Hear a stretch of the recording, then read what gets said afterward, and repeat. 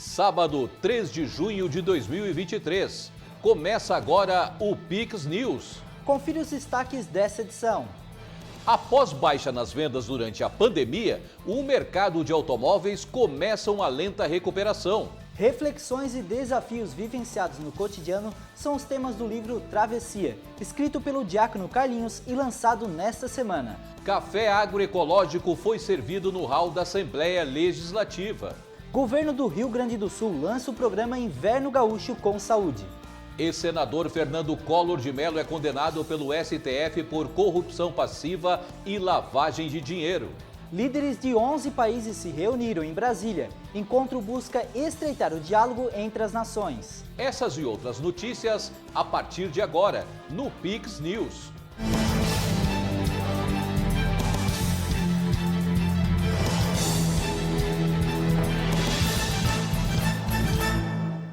Olá, boa noite.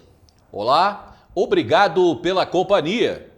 O governador do Rio Grande do Sul, Eduardo Leite, lançou o programa Inverno Gaúcho com Saúde.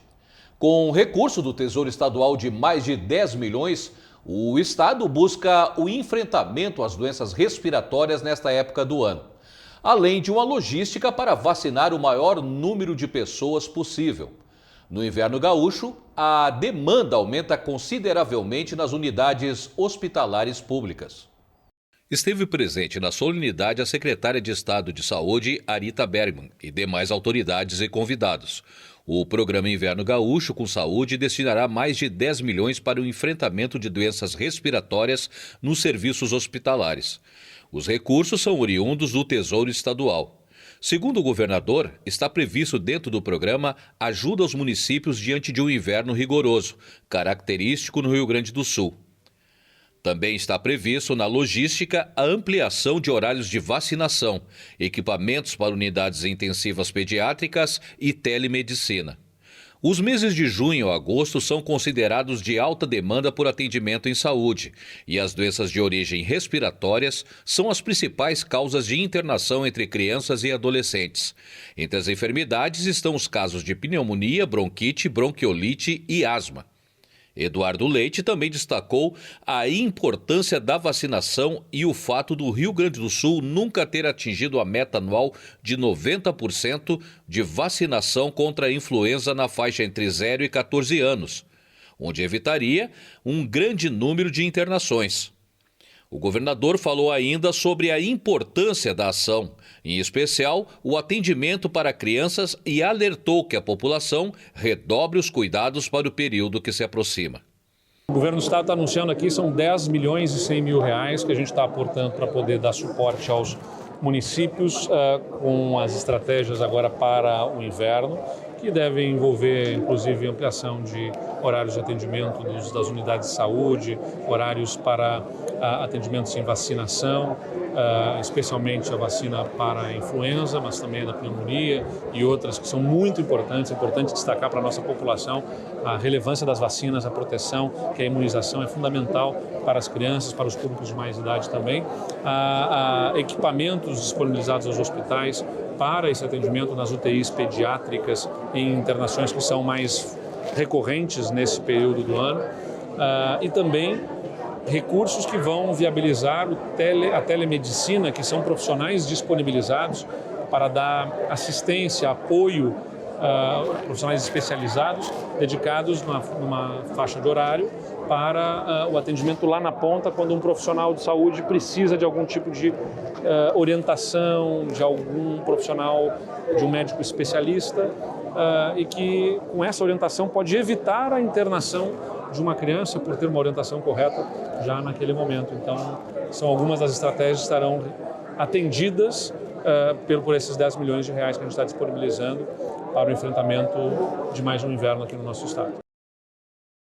A Assembleia Legislativa Catarinense promoveu na última quarta-feira o Café Agroecológico. O objetivo é promover e debater alimentos ecológicos. O Café Agroecológico foi realizado em parceria com a Comissão de Produção Orgânica de Santa Catarina, em alusão à Semana do Alimento Orgânico, comemorado entre os dias 25 e 31 de maio. Nós estamos na Semana Nacional de sensibilização sobre o alimento orgânico e agroecológico. É uma semana que ela antecede a Semana do Meio Ambiente, né? E que ela tem essa programação de tornar público e de sensibilizar as pessoas sobre esse alimento, que é um alimento produzido sem agrotóxicos, sem adubos químicos, é um alimento produzido de forma agroecológica, de forma orgânica. A gente construiu essa atividade de hoje junto com a Comissão de Produção Orgânica do Estado de Santa Catarina, CEPORG, que é um órgão que congrega instituições públicas e também dos agricultores e das agricultoras, né? E que tem como objetivo manter a política de garantia da qualidade do alimento, da agroecologia e da produção orgânica. Durante o café, agricultores da região também apresentaram os produtos aos participantes. Em Santa Catarina, cerca de 2.000 famílias produzem de forma agroecológica.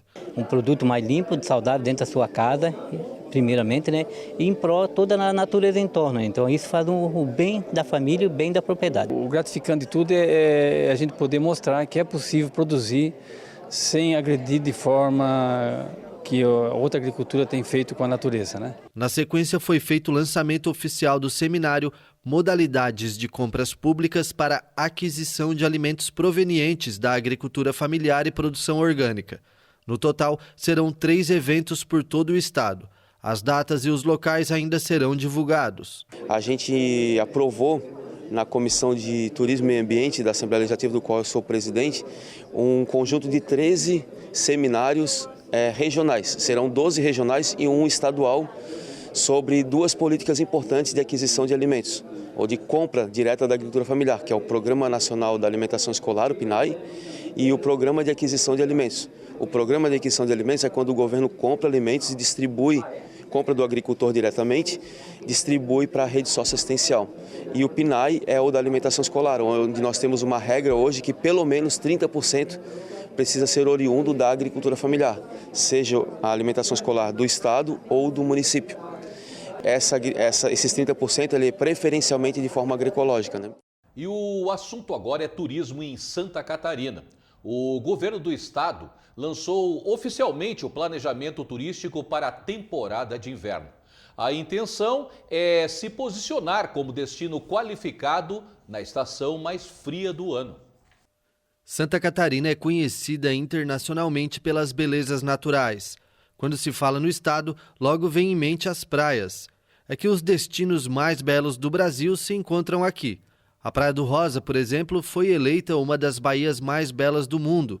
No inverno, as praias também se destacam com a pesca da tainha e com a visita ilustre das baleias francas. Mas não é só o litoral que desponta no cenário turístico. Algumas das cidades mais frias do Brasil estão por aqui. Além das belezas naturais e da culinária típica, o inverno proporciona uma vasta programação de festividades da época. São cerca de 140 eventos em todas as regiões do estado. Todo o município de Santa Catarina tem belezas naturais, tem equipamentos, tem quem já foi para a Serra, viu a qualidade das pousadas que se tem. Você só não fica encantado quem não vai. O conforto, a qualidade, não vai para lá para passar dificuldade, você vai lá para ter momentos de lazer, de alegria e de coisa boa. Então nós precisamos fazer com que isso se traduza em divisas para Santa Catarina. A Serra Catarinense se destaca pelo registro de temperaturas mais frias, com formação de geada e até neve. Um diferencial e tanto para um país tropical como o Brasil. E os atrativos não param. Vinho, nós temos os melhores vinhos do Brasil, né? Por quê? Porque o nosso povo, a nossa gente é um pessoal empreendedor, é um pessoal que investiu, um pessoal que acredita na cultura, um pessoal que faz com que as potencialidades aconteçam. E agora eles vão ter o braço do governo de Santa Catarina ao lado de quem quer empreender nessa área, para que a gente possa ter 4 estações no ano. Por que não? Vamos trabalhar com estações, não mais com temporada. Isso vai ser um novo diferencial em Santa Catarina, eu não tenho dúvida, para que pessoas que trabalham no turismo, pessoas que empreendem, pessoas que vivem disso, pessoas que fazem que o turismo hoje em Santa Catarina ele representa praticamente 14% do nosso PIB. Isso é muito dinheiro. Então imagine o Estado sendo parceiro e ajudando a fomentar, a animar, a liderar, a puxar a fila, a promover esse estado que tem tanta coisa boa para mostrar. De olho nesse potencial, o governo do estado lançou o Estação Inverno, um programa que busca fortalecer Santa Catarina como destino consolidado na estação mais fria do ano. Em 2022, o trade movimentou mais de 20% se comparado com 2021, e a projeção com essa iniciativa é superar esses números. O turismo de verão vem sendo trabalhado há anos no estado de Santa Catarina.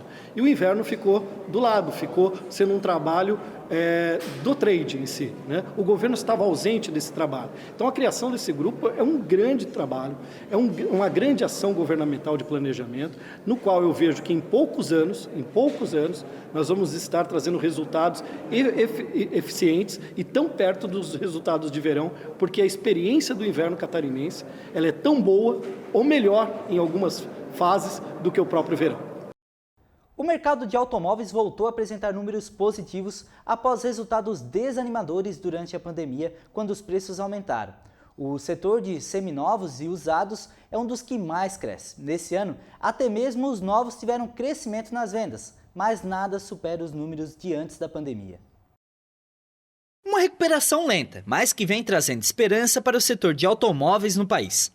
A venda de veículos seminovos nos primeiros meses de 2023 apresenta um crescimento de 18,8% em comparação aos mesmos 4 meses do ano anterior. Já nas primeiras semanas de maio, o segmento já superou o mês de abril em vendas. Estes resultados fazem com que a Fenauto, que é a entidade que representa as revendas de seminovos e usados, acredite que esse pode ser o melhor das últimas décadas. Obviamente que é prematuro, porque nós estamos nos primeiros 4 meses e aí a gente ainda vai ter uma evolução de um ano ainda quase, vamos dizer assim, mais de metade do ano, ainda falta muito mais que metade do ano. Mas mesmo assim é uma projeção muito boa para um período de 4 meses e a visão do primeiro semestre é muito boa. A entidade, que representa 26 associações, espera que esse ano sejam vendidos mais de 15 milhões de carros. Em 2022, foram negociados 13,6 milhões. No mercado, a segmentação de veículos é dividida em 5 fases, de acordo com o ano de uso. Carros de até 3 anos de uso são considerados seminovos. De 4 a 7 anos, são classificados como seminovos jovens. Acima de 8 anos até 12 anos, são usados maduros. Já os carros que ultrapassam os 13 anos são os chamados velhinhos. E é nessa última faixa que o crescimento é maior. Cresceu 25%. Os velhinhos, nesse instante, eles são os destaques. Os velhinhos, nesse instante, nesse quadrimestre, eles têm um crescimento bem melhor do que a média dos outros e projetam para a gente um ano muito bom. E aí você pode me perguntar, mas por que dos velhinhos? Porque, na realidade, o preço desses carros ainda está muito mais acessível do que os carros seminovos e também dos carros 0 quilômetro. Agora, quando falamos em modelos, o perfil de procura também tem mudado. Os consumidores têm optado por carros usados populares. O Gol, que inclusive não é mais fabricado, lidera, seguido pelo Fiat Uno e Palio. Quando se trata de picapes, as mais procuradas são Strada, Saveiro e S10. No ano passado o pessoal estava querendo uns carros de alto valor. Hoje, por exemplo, chega um cliente aqui com um carro de 100 mil, ele quer pegar um carro popular porque ele precisa de um dinheiro ou ele fez um financiamento precipitado e assim a gente vai tentando resolver, né? Mas essas são as estrelas dos seminovos. Esses são os que vendem mais. E, na realidade, existe uma migração de saída um pouco das picapes leves e migrando um pouco mais para os automóveis mais vendidos. Isso a gente está falando de veículos de passeio. Um dos motivos do aumento pela procura dos seminovos é que o preço tem se estabilizado, principalmente se for comparado com os valores praticados após a pandemia. É que na época, a entrega dos carros 0 km estava prejudicada pela falta de peças nas montadoras. Cenário já ajustado. Entre 2021 e 2022, os usados chegaram a ter uma inflação no preço de até 40%. Atualmente, é de 1%. Teve uma demanda, uma procura muito grande no seminovo, justamente para o 0 ter parado fábrica, ter parado fabricação. Com isso, o preço foi lá em cima. Acabou tendo muita procura, com isso estagnou um pouco o mercado. A pessoa, isso é no meu ponto de vista, ela ficou com medo de comprar um carro e de repente começar a desvalorizar no futuro. É o que aconteceu no cenário do último ano para cá, onde o carro começou a ter uma desvalorização contínua. A previsão é de continuar tendo uma desvalorização esse ano, porém não tão drástica quanto foi ano passado. O carro seminovo, ele está mantendo o preço, e o carro de alto valor, ele está decaindo o preço, está caindo um pouco mais. É por isso eu acredito que o pessoal está preferindo o popular. E quando se trata de novos, segundo a Fenabrave, o aumento de carros zero emplacados foi de 18%, de janeiro a abril. Em Santa Catarina, foram quase 1.700 carros a mais que entraram em circulação. A gente está muito otimista nessa parte. A venda de zero voltou a ser boa igual era antigamente. A gente passou por um período de 2021 para cá que teve período de pandemia, falta de peças, uma baixa produção do carro zero. Isso já não existe mais, é um cenário que já não existe. Já existe em zero a pronta entrega, com um prazo muito menor para o consumidor pegar ele. Então, acredito que a procura do consumidor no carro zero ela vai aumentar. Esse ano já vem aumentando, a gente tem números que podem provar. Embora pareça um resultado positivo, se comparar com os resultados de 2019, a queda no mesmo comparativo chegou a mais de 32%. O que para esta economista pode ser um resultado que vai além da questão econômica. Para ela, os números podem nunca mais voltar a ser como era antes. É uma questão de mudanças no comportamento e as experiências que a humanidade passou durante esses anos de pandemia. A gente está vendo aí uma mudança de padrões mesmo de comportamento da sociedade como um todo, principalmente com a vinda da tecnologia, né? Mais uma vez o desapego do jovem de querer dirigir, de querer ter seu carro. Então eu vejo que o cenário daqui para frente ele é um cenário diferente. E certamente a gente vai começar a ver, talvez até as indústrias começarem a se mover de alguma forma para poder sobreviver. Ou elas vão querer realmente nichar muito naquele público que quer o carro de luxo, que tem isso como um sonho, ou vão começar a fazer campanhas querendo talvez incentivar o jovem a ter seu primeiro carro. A gente vai começar a ver que o mercado vai sentir isso, vai sentir que foi uma mudança de comportamento e vai começar a tentar se adaptar para retomar essas vendas antes da pandemia.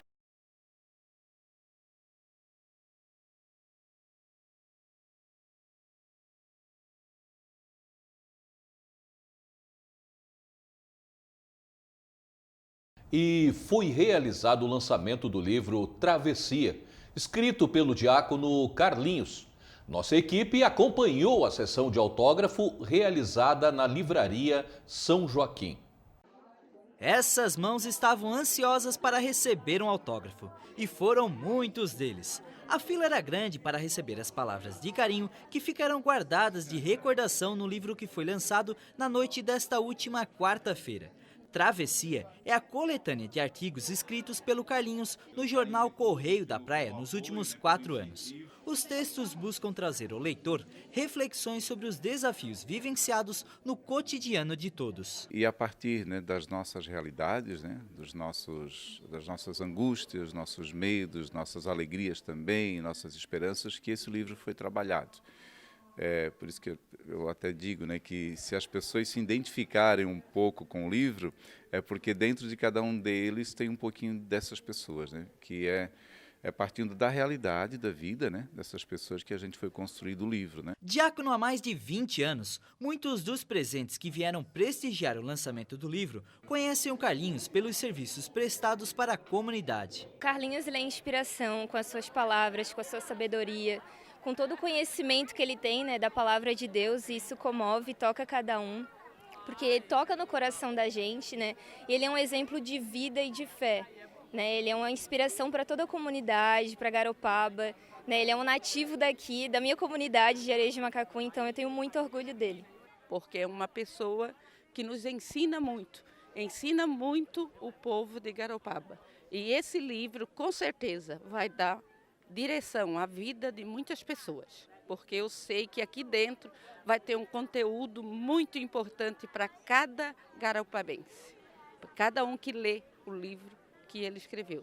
Tenho certeza que aqui dentro só vai nos ensinar, só vai trazer a nós palavras de sabedoria e de amor. Para ele, o sentimento de gratidão também está presente no livro, pois a convivência com essas pessoas e as experiências durante a caminhada foram as inspirações para a montagem da obra. E é graças, a todos esses que a gente pôde fazer essa caminhada, algo que foi se amadurecendo. Tem muito dessas pessoas também na minha vida.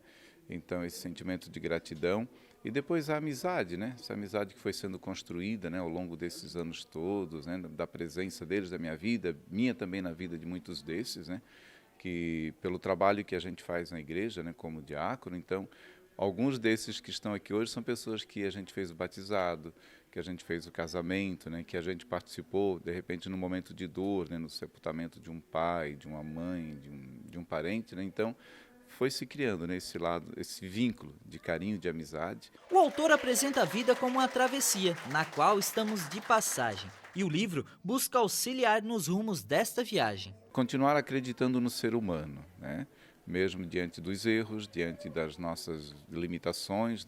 O livro quer trazer um pouco disso. É um livro que dá para ir lendo aos poucos, um capítulo hoje, outro amanhã, a gente não precisa ler ele todo, que ele traz orientações, algumas passagens bíblicas também, que quer iluminar os passos, a nossa vida, o nosso dia a dia, as nossas situações.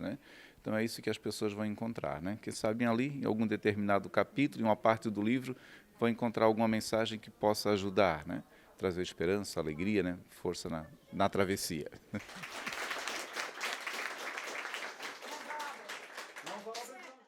O presidente Luiz Inácio Lula da Silva se reuniu nesta semana em Brasília com o ditador venezuelano Nicolás Maduro, que viajou para a capital para participar de um encontro na última terça-feira, junto com outros governantes da América do Sul.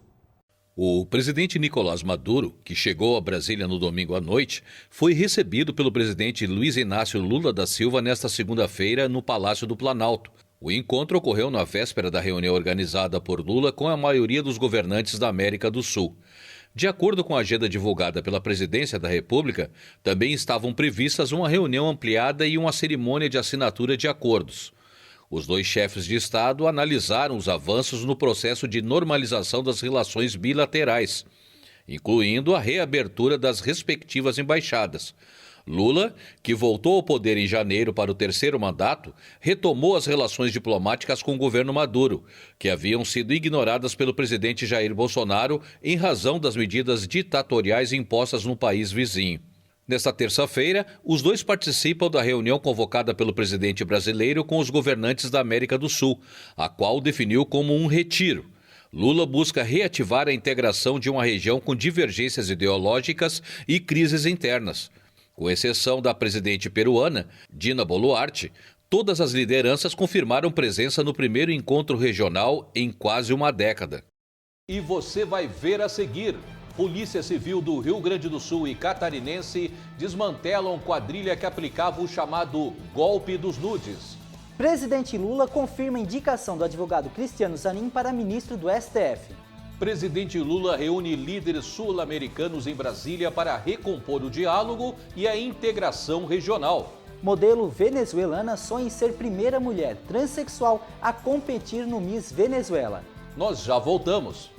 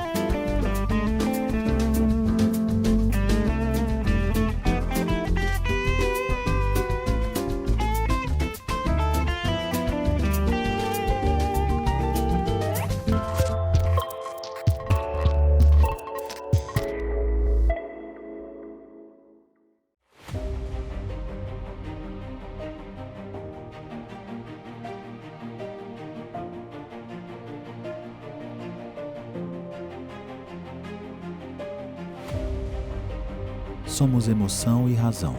Somos humanos e tecnológicos. Nós somos apaixonados pelo que fazemos.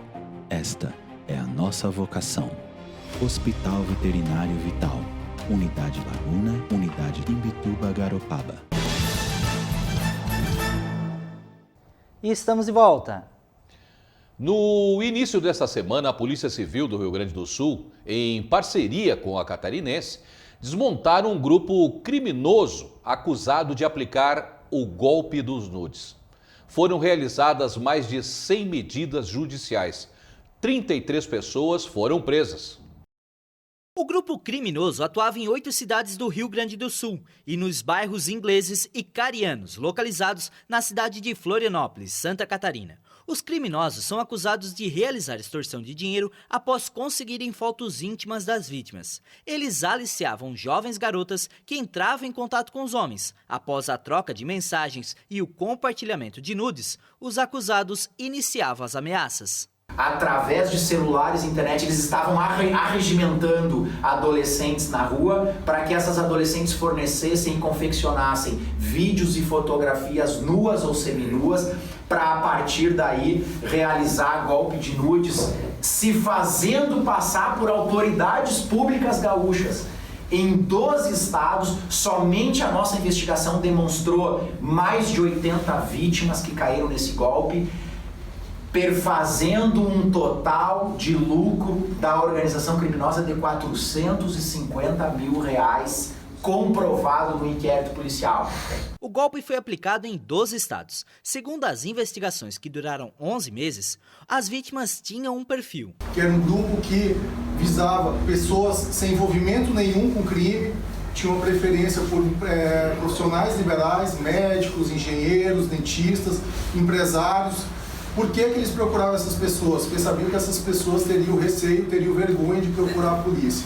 Então o alvo principal eram essas pessoas, também o envolvimento de pessoas muito perigosas nessas organizações criminosas, tanto que muitos dos presos hoje com antecedentes por homicídios, inclusive um dos nossos alvos não chegou a ser preso porque acabou morrendo no confronto com a polícia há cerca de 2 meses. Ao todo, foi decretada a prisão de 33 pessoas envolvidas no crime. Destas, 8 já estavam na cadeia por envolvimento em outros crimes. Boa parte do valor arrecadado era utilizado no tráfico de drogas. Que eles usavam além do dinheiro, além para se capitalizar comprando drogas e armas, também para adquirir patrimônio. E uma situação interessante ocorreu no estado de Santa Catarina, quando eles queriam comprar um imóvel em Florianópolis, e tentaram aplicar o golpe no proprietário desse imóvel.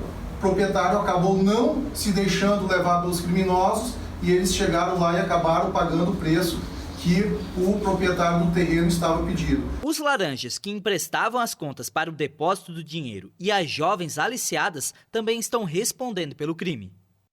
O ex-senador Fernando Collor de Mello foi condenado nesta quarta-feira pelo Supremo Tribunal Federal a 8 anos e 10 meses de prisão por corrupção passiva e lavagem de dinheiro em uma investigação derivada da Operação Lava Jato. O ex-senador Fernando Collor de Mello foi condenado pelo Supremo Tribunal Federal a 8 anos e 10 meses de prisão por corrupção passiva e lavagem de dinheiro. O também ex-presidente de 73 anos foi considerado culpado de receber R$20 milhões entre 2010 e 2014, quando era senador, para viabilizar irregularmente contratos entre uma construtora e uma ex-subsidiária da Petrobras. O relator do caso, o ministro Edson Fachin, havia sugerido uma pena de até 33 anos de prisão, mas o tempo de sentença foi reduzido pelo conjunto do STF. Em seu voto, o ministro Fachin considerou que Collor se valeu da influência política partidária para fazer nomeações na direção da BR Distribuidora e criar facilidades para o estabelecimento de contratos. A lavagem de dinheiro foi realizada por meio de mais de 40 depósitos em contas em nome de Collor e em 65 contas de empresas de sua propriedade.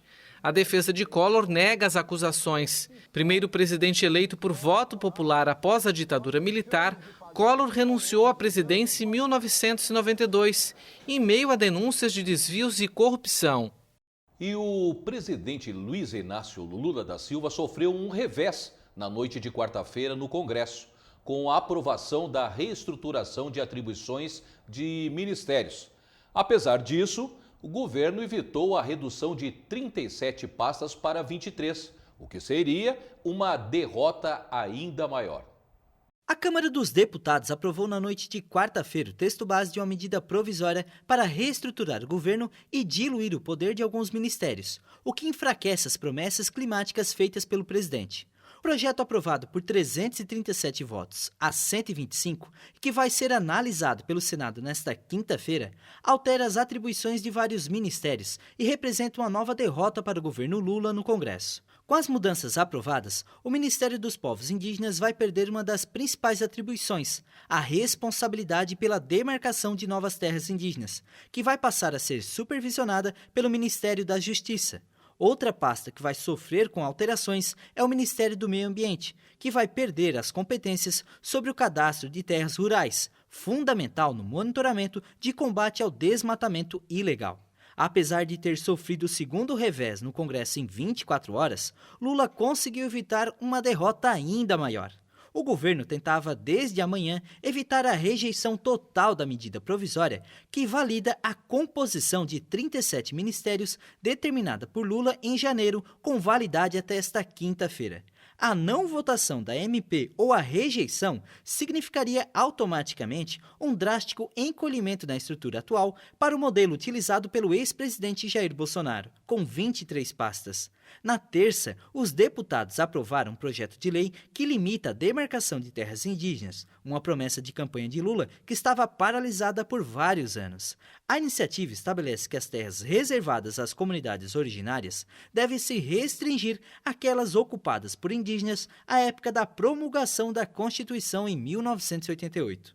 O chamado Marco Temporal compromete o direito dos povos indígenas, cujos territórios também atuam como barreiras contra o desmatamento, de acordo com ambientalistas. O presidente Lula fez o apelo de manhã, nós passamos o dia todo conversando a respeito e a Câmara, os líderes de partidos independentes que não fazem parte da base do governo, importante, reconheceram a necessidade de dar mais uma oportunidade ao governo.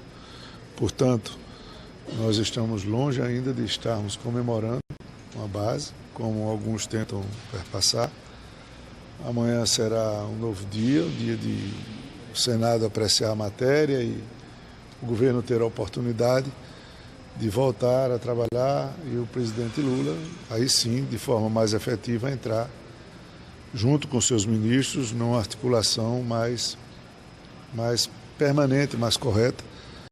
O presidente Lula confirmou para a imprensa que vai indicar Cristiano Zanin para a vaga do STF. A declaração foi feita após o questionamento da imprensa durante a coletiva junto com o presidente da Finlândia no Palácio do Itamaraty. O presidente respondeu que o anúncio não é novidade para ninguém. Zanin defendeu Lula em processos criminais desde 2013, ganhando notoriedade durante o processo da Lava Jato. Você já esperava que eu indicasse o Zanin? Eu acho que todo mundo esperava que eu fosse indicar o Zanin, não só pelo papel que ele teve na minha defesa, mas simplesmente porque eu acho que o Zanin se transformará num grande ministro da Suprema Corte desse país. Eu conheço as qualidades como advogado, conheço a qualidade dele como chefe de família e conheço a formação do Zanin.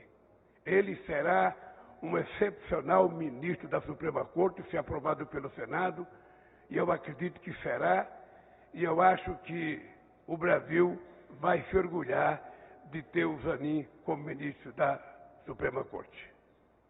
Cristiano Zanin Martins tem 47 anos, nasceu em Piracicaba, São Paulo, se formou em Direito pela PUC de São Paulo e é especialista em litígios estratégicos e decisivos, empresariais ou criminais, nacionais e transacionais. O advogado ainda vai passar por sabatina no Senado na Comissão de Constituição e Justiça da Casa. Em seguida, os senadores votarão a indicação.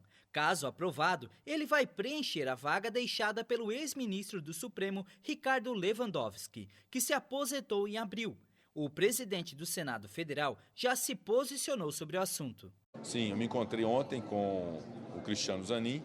Ele será o indicado pelo presidente da República para a vaga de ministro do Supremo Tribunal Federal.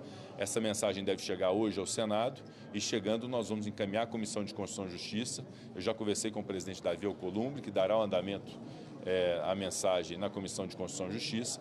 Vai fazer a sabatina, a apreciação do nome e vamos submeter ao plenário do Senado Federal a partir desse exame da CCJ. E como o senhor avalia o nome do Zanin? Avalio positivamente, alguém que reúne condições e tem os predicados para ser ministro do Supremo Tribunal Federal, e essa é uma avaliação, obviamente, que o colegiado do Senado terá a oportunidade de fazer. 11 presidentes das nações sul-americanas se reuniram nesta terça-feira em Brasília para estreitar o diálogo regional. Um encontro desse tipo não acontecia há quase 10 anos. O presidente Lula recebeu nesta terça-feira em Brasília os líderes americanos para um encontro que vai buscar recompor o diálogo e a integração regional paralisada depois de quase uma década de desavenças. Desde que voltou ao poder em janeiro, o presidente tem tentado recuperar o protagonismo do Brasil no cenário internacional. 11 presidentes vão se reunir a portas fechadas no Palácio do Itamaraty, no que Lula definiu como um retiro para dialogar de forma relaxada e franca. O Peru vai ser representado pelo chefe de gabinete Alberto Otárola. Os líderes vão ter 2 sessões. A primeira com pronunciamentos individuais e a segunda com um debate informal, seguindo de um jantar no Palácio da Alvorada, residência oficial do presidente da República. É esperado que os governantes discutam um novo mecanismo regional de integração, mas não foi anunciado se vai haver uma declaração final com uma posição comum.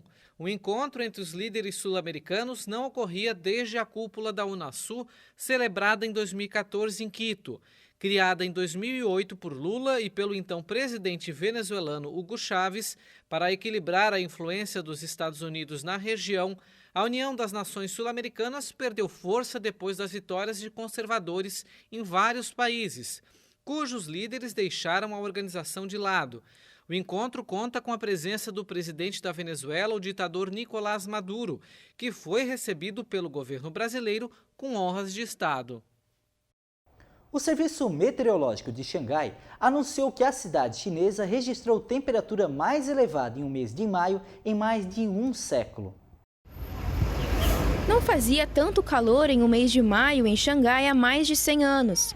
De acordo com o Serviço Meteorológico da maior cidade da China, os termômetros atingiram 36,7 graus na tarde de segunda-feira pelo horário local.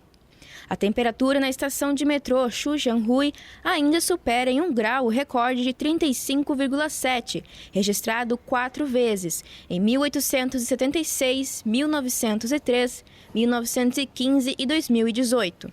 O calor fez os moradores de Xangai suarem sob o sol do início da tarde, com alguns aplicativos mostrando uma estimativa de temperatura de mais de 40 graus.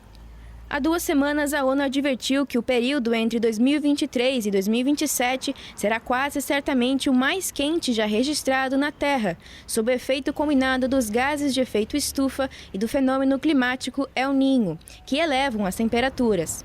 As marcas globais devem ultrapassar em breve a meta mais ambiciosa do Acordo de Paris sobre o clima, alertou a Organização Meteorológica Mundial. Outros países asiáticos já experimentaram ondas de calor mortais recordes este ano. O Acordo de Paris de 2015 busca conter o aumento da temperatura média do planeta até 2 graus na comparação com níveis pré-industriais, de 1850 a 1900, e, se possível, a 1,5 grau em relação aos mesmos níveis. E a modelo Sofia Salomon sonha em ser a primeira mulher transexual a competir no Miss Venezuela. Entre retoques de maquiagem e mudanças no figurino, Sofia Salomon atua com desenvoltura nas sessões fotográficas. A modelo de 25 anos aspira a ser a primeira mulher transgênero a competir no Miss Venezuela, um evento que é levado bem a sério em um país com 7 coroas de Miss Universo e 6 de Miss Mundo. Como em outros países onde o futebol é muito importante, aqui o importante é ser uma rainha da beleza. Se uma menina que está crescendo se torna alta e magra, todo mundo diz, você deve ir para o Miss Venezuela. Então é algo com o qual crescemos, é uma cultura, é um sentimento. Ângela Ponce quebrou barreiras quando, em 2018, como Miss Espanha, foi a primeira mulher trans no Miss Universo. Para Sofia, que no ano passado disputou na Tailândia o Miss Internacional Queen, maior concurso de beleza do mundo para mulheres trans, poder participar do Miss Venezuela também é uma luta por visibilidade. Eu estava em um restaurante aqui em Caracas e uma pessoa me disse: "Ei, você é a Sofia Salomão, a transexual que vai participar do Miss Venezuela." Dessa forma, o assunto vai ecoando por aí e muitas pessoas procuram saber sobre o que se trata o tema. É dar visibilidade ao que ninguém fala e ninguém sabe. Mas nem todas as mulheres trans na Venezuela podem contar a mesma história. O país sul-americano não possui legislação sobre mudança de gênero, ao contrário de nações da região como a Argentina, Uruguai, Colômbia, Equador ou Peru. Ser trans em Venezuela é inferno para muitas pessoas. Ser trans na Venezuela é um inferno para muitas pessoas. É ser excluída e estar excluída da igualdade de oportunidades. A oportunidade que a Sofia Salomão tem nesse momento é um recado para a sociedade. É um recado porque, apesar de Venezuela ser um país altamente conservador, governado até por grupos antidireitos, as pessoas trans aqui sobrevivem e nos impomos, no bom sentido da palavra, porque ocupamos espaços. Sofia Salomão tem dupla nacionalidade, colombiana e venezuelana. Os documentos dela no país vizinho reconhecem a identidade de gênero, um estímulo a mais para fazer a diferença na busca pela igualdade dentro de casa. E essa edição do Pix News especial de sábado fica por aqui. Lembrando que você pode rever as reportagens no nosso site pixtv.com.br. Obrigado pela companhia. Uma boa noite e até segunda. Boa noite.